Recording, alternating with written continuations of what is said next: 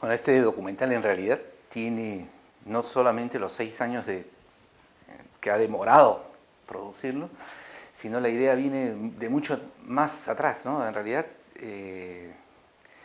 si escarbando bien de dónde viene, es más o menos alrededor del año 91, 92, que yo veo una foto en un enorme afiche, veo una foto de un pueblo en la sierra que se está incendiando. O sea, está humeando, se está quemando en ese momento y es un pueblo que ha sufrido un ataque, ¿no? Es un ataque senderista, ¿no? Y es un pueblo rural, o sea, poblado por campesinos, ¿no? Y a mí eso me llamó mucho la atención, ¿no? Sendero Luminoso había incendiado un pueblo de campesinos, justamente aquellos a los que decía que iba a defender, por los cuales luchaba. La guerra popular se había iniciado del campo a la ciudad, porque la gente del campo debía ser reivindicada. Y sin embargo había habido un ataque y ese afiche, esa foto era el testimonio de ese ataque. A mí eso me impresionó mucho y yo, a partir de ese momento, que tenía mucho interés en los temas del conflicto que vivía el país en ese momento, me interesé mucho por entrar en una historia, porque yo intuía que contar o acercarse a una historia de un pueblo rural atacado por Sendero tenía mucho que revelar, porque en realidad en ese momento nadie sabía nada de lo que estaba pasando en otras partes del país. Yo había hecho ya un documental sobre desplazados, que, digamos, lo dirigió Jorge Suárez, pero, digamos, fue una iniciativa, una idea que desde TV Cultura lo habíamos más o menos dibujado. Y entonces, muy metido en ese tema, al ver esta foto, es que se me ocurre la idea, vamos a hacer una historia desde adentro, ¿no? Tratar de meternos a un pueblo. Y ahí la historia, por supuesto, avanza mucho, el tiempo se va consumiendo, los años pasan y recién el año 2001, con la Comisión de la Verdad, la cosa empieza a tomar más cuerpo. Y entonces ahí, habiendo surgido de esa primera idea y habiendo armado varios proyectos, tocado varias puertas, es que al final encontramos esa historia que podía ser contada, ¿no? La del caso de Lucanamarca, que no era exactamente el mismo lugar de la foto, pero era realmente una historia sumamente apasionante si es que la mirábamos desde dentro, y que nos contaba mucho de lo que había ocurrido en el país y que era además un enorme material desconocido, una enorme historia desconocida. Y entonces ese era el interés que dio inicio a este proyecto. La circunstancia de que la Comisión de la Verdad se acercaba a este pueblo a exhumar los restos de las personas que habían muerto y a investigar lo que había sucedido 20 años después de los hechos de la masacre, es que generan una circunstancia única, ¿no? Para poder registrar. Y justamente íbamos con la idea de, bueno, a la hora que empiece a removerse, a salir los restos, a reconocer a los familiares, van a salir también las emociones, van a salir los sentimientos, van a salir los recuerdos, van a salir,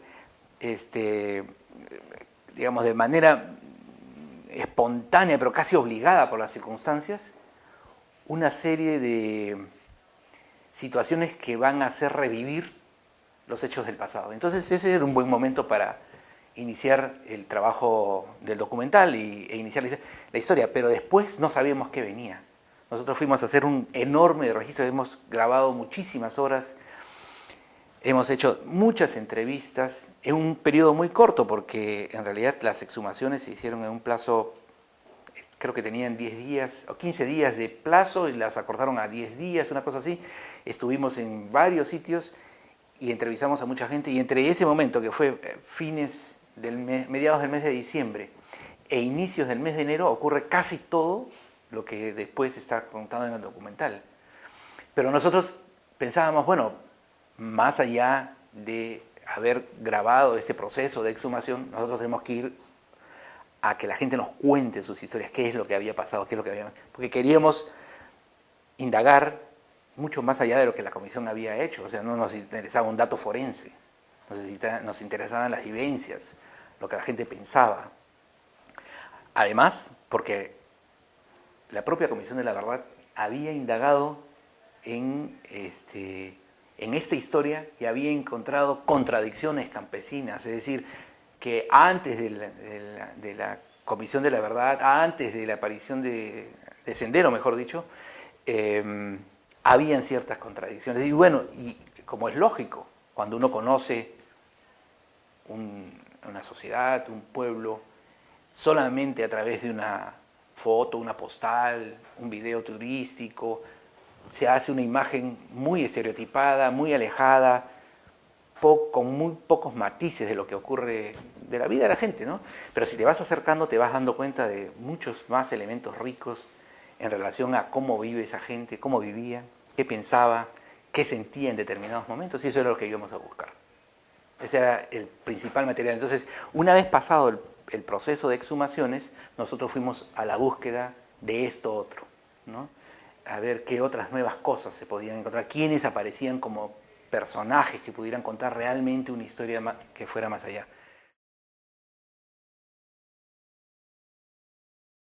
Entre un afán de búsqueda, de navegar por estas historias que además las imaginábamos, es la historia de un pueblo, o sea, no podemos hacer la historia de una persona, ¿no? Vamos a tratar de ver a este numeroso conjunto de personajes que encontrábamos, a buscar cuáles de ellos podían darnos toda esta información, a abrirnos sus memorias, sus vivencias, ¿no?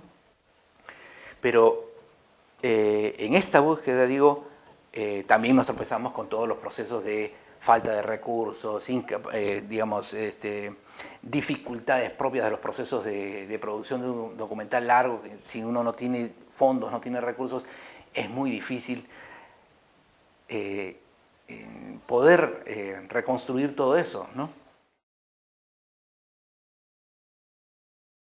Lucanamarca queda, en realidad, si lo medimos digamos, en kilómetros, no sé la cantidad, pero es muy corta la distancia entre la ciudad, la capital, en Huamanga, y Lucanamarca. Sin embargo, uno se demora entre 12 y 17 horas, dependiendo del momento del año del que se trate, solamente en llegar.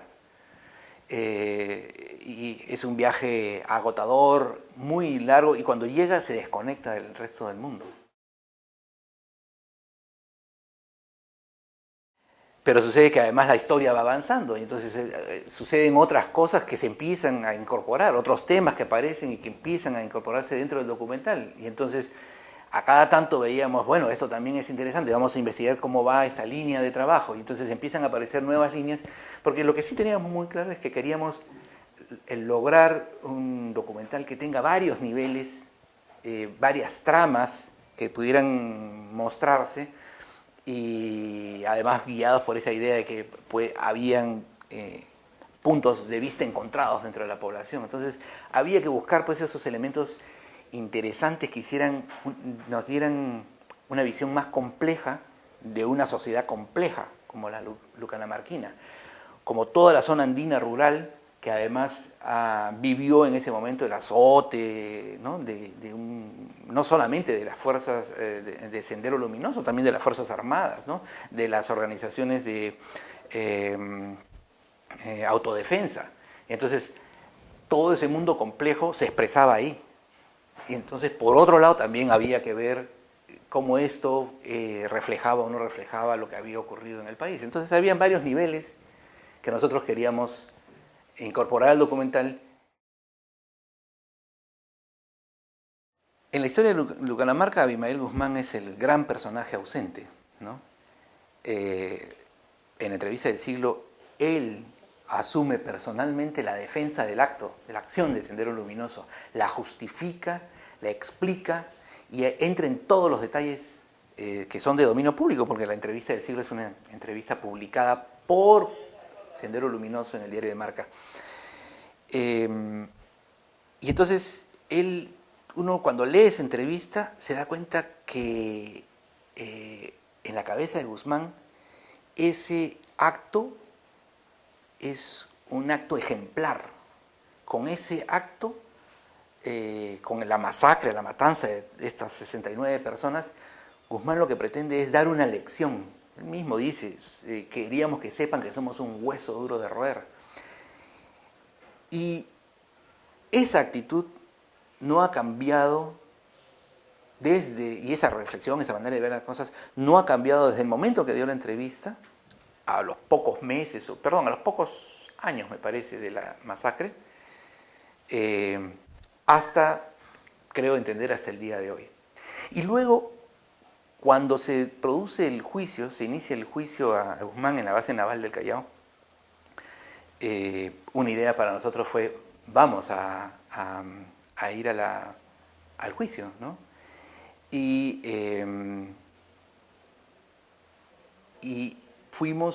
vimos el juicio y estuvimos en varias sesiones, y la actitud de Guzmán frente a todo el tema, a todos los temas que le imputaban, y entre ellos el caso de Lucanamarca, pues un megajuicio que abarcaba muchos temas, pero uno de los temas específicos era la masacre de Lucanamarca.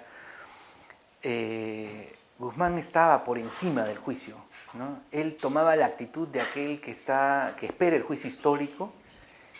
Todos los miembros del Comité Central tomaban nota de todo lo que ocurría, de todo lo que se decía.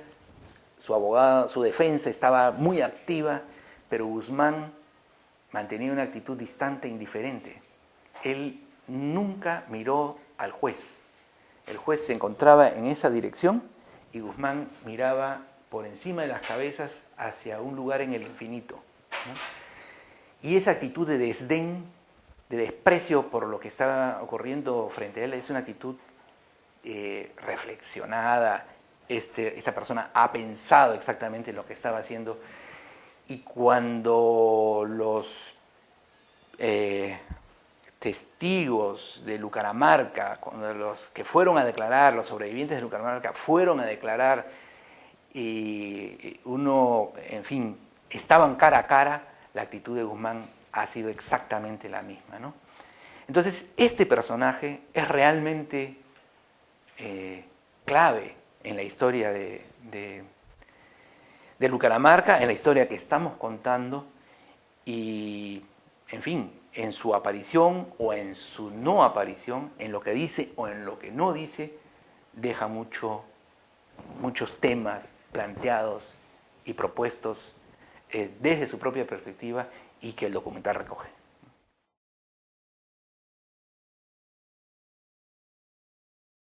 Para mí resulta muy difícil decir cuál de todos esos, memoria, justicia, reparación, son los temas que coloca el documental, porque termina, todos los temas esos están presentes, ¿no? Sí hay una recuperación de memoria, sí hay un reclamo por la justicia, ¿no? Hay, obviamente, vinculado a el tema de la reparación.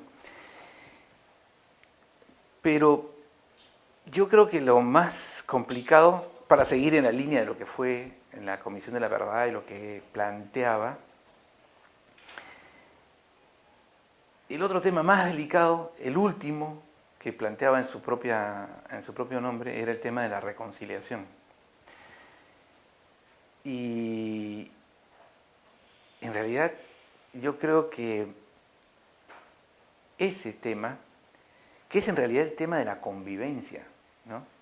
Es el tema de la viabilidad o no, la posibilidad o no de vivir juntos, de construir juntos, de ser juntos, ¿no? Sobre todo en un país como el Perú, que tan fuertemente disgregado, con tantas diferencias, con tantas discriminaciones, con tantas separaciones, ¿no?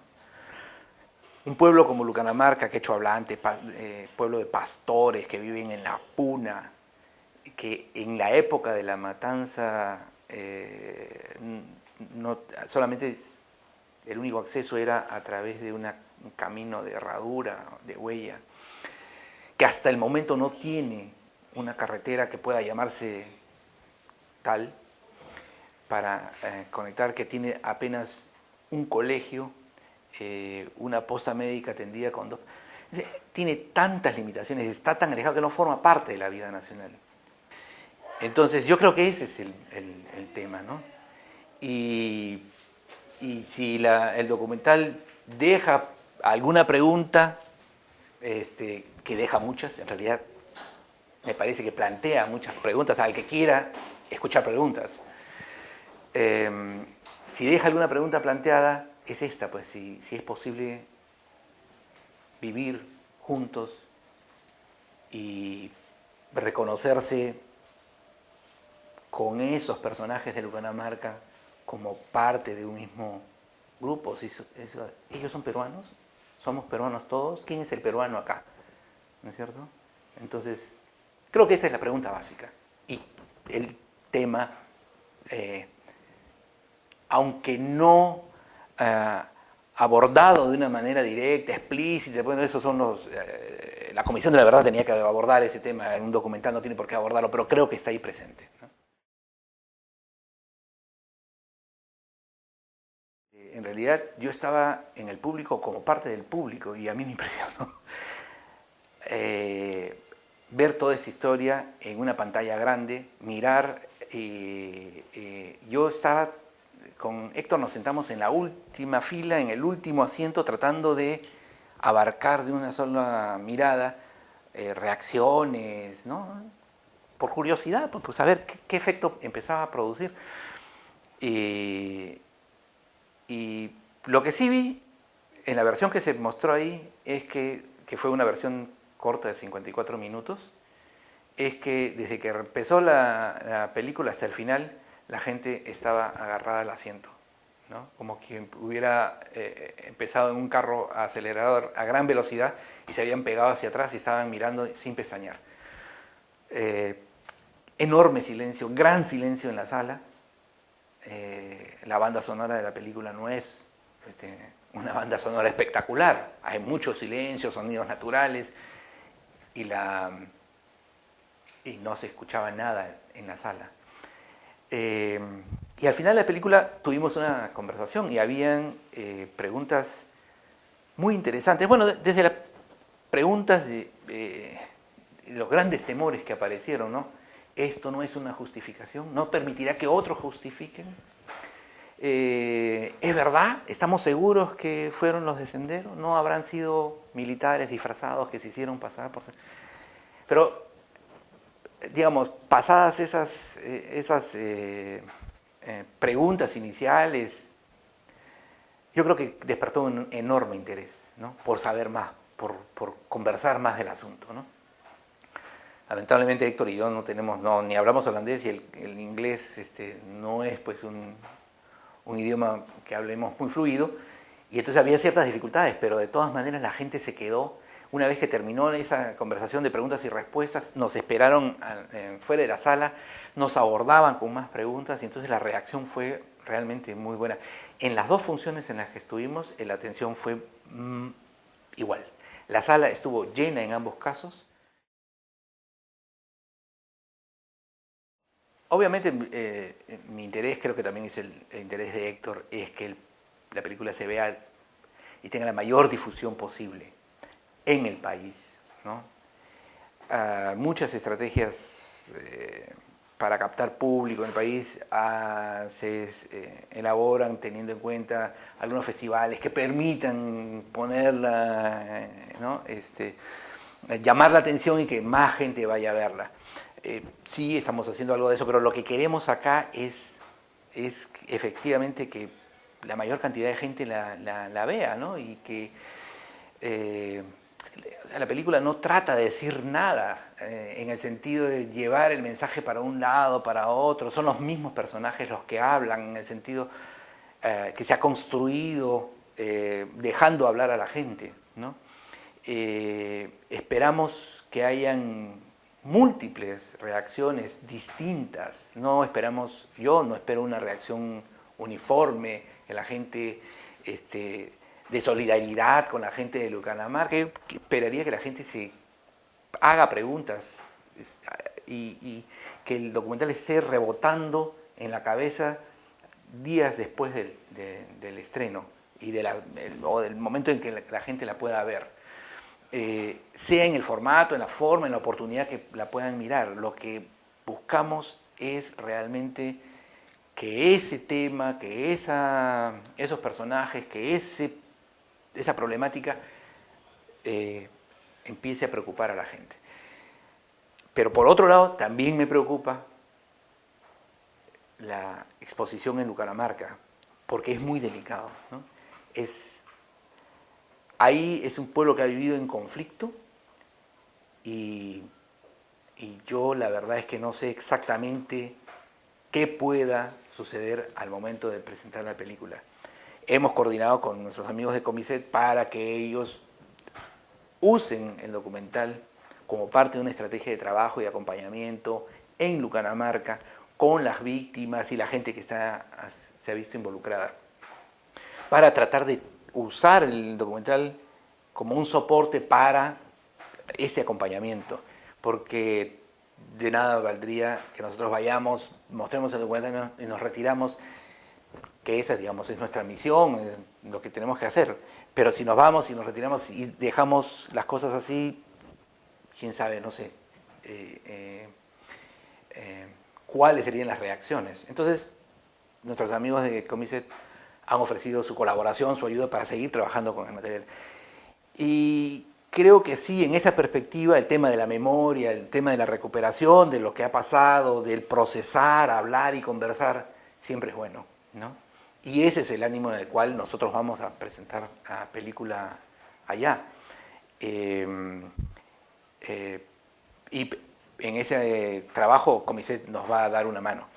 Y entonces ahí lo que buscamos es efectivamente que la gente pueda reconstruir, pueda hablar y que ojalá sirva para mirarse más objetivamente, en el sentido de que la pantalla te permite una mirada de distancia frente a las circunstancias o de aproximación, pero con cierto nivel de objetividad que te vuelva a lanzar preguntas, no solamente ya en ese caso al público de la ciudad, sino a los propios protagonistas de los hechos, ¿no?